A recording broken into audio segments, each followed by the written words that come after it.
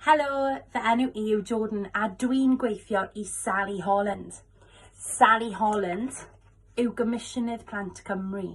Rôl Sally yw gwneud yn siŵr fod bob plentyn yn Gymru yn cael hawliau plant.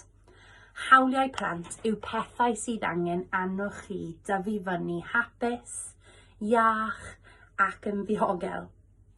Heddiw, byddwn ni'n siarad am Erthygl 29.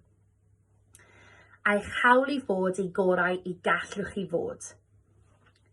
Meddylwch am 5 peth rydych chi'n dda yn ei gwneud. Ysgrifennwch nhw i lawr. Siaradwch gyda ffrind neu oedolion yn eich tŷ.